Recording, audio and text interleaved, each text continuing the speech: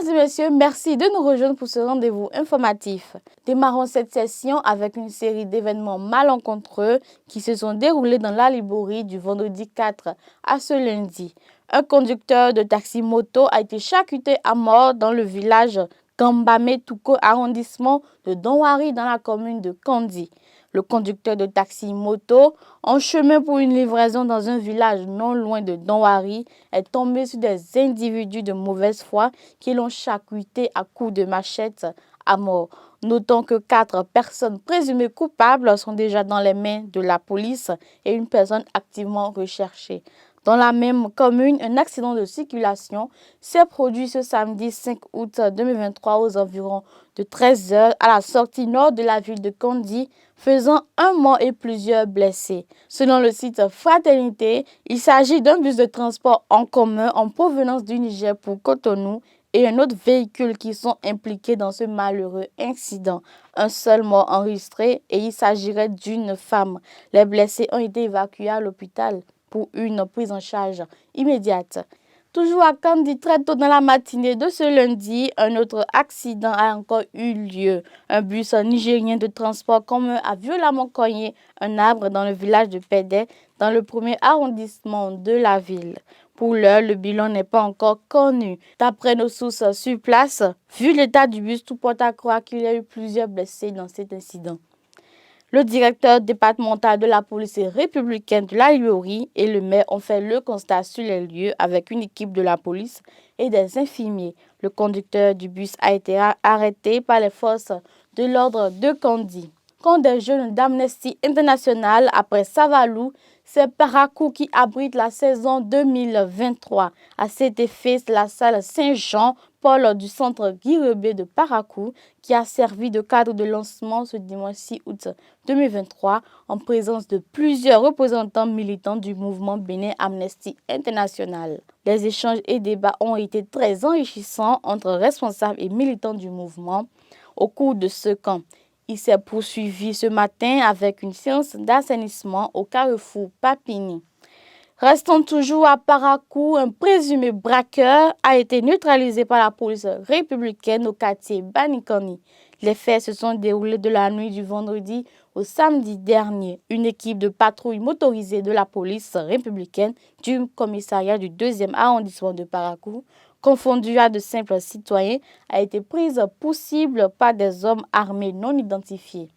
Les agresseurs, au nombre de 3, étaient sur une moto de marque Haoju. L'un d'eux était armé à la fois d'une machette et d'un pistolet de fabrication artisanale. Très vite, les forces de l'ordre ont réagi. L'individu armé a été neutralisé, mais les 2 autres ont réussi à s'échapper. Les recherches sont en cours pour les retrouver et les identifier. Ce dimanche 6 août 2023, dans la ville de Parakou, plus de 6 mouvements de jeunes ont adhéré au parti Les Démocrates. La cérémonie s'est déroulée au siège du parti Les Démocrates en présence du président du dit parti, Éric Houndété, du président du groupe parlementaire des députés démocrates et de plusieurs autres autorités, de même que des militants et sympathisants venus des 4 coins du pays. Pour rappel, cette cérémonie d'adhésion est parrainée par l'ancien président de la République du Bénin et président d'honneur du parti LD, Dr Thomas Boni Yahi, et maître Victorien Fadé, conseiller juridique du parti Les Démocrates.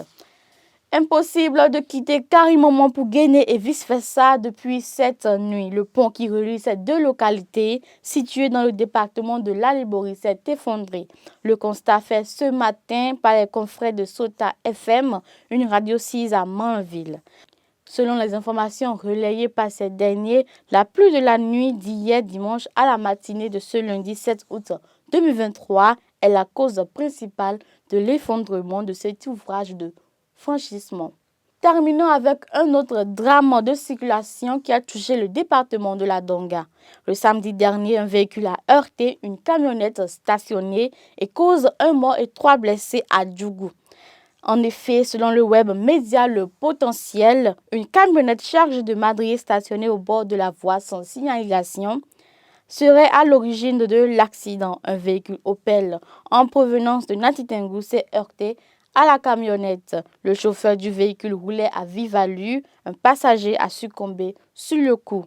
3 autres blessés graves ont été conduits d'urgence aux soins. Ce sera tout pour aujourd'hui, mesdames et messieurs. Merci de nous avoir suivis et à très vite.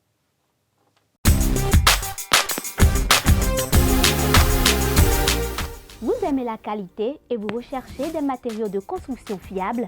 Bâtisseur plus Inter est la solution.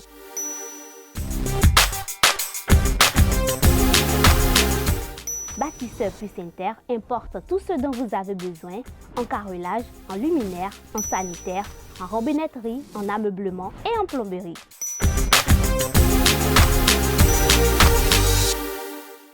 Visitez-nous à Abomey-Calavi, 4e rue après SOS, en quittant Kota pour l'Université d'Abomey-Calavi. Infoline 00229 91 77 72 77.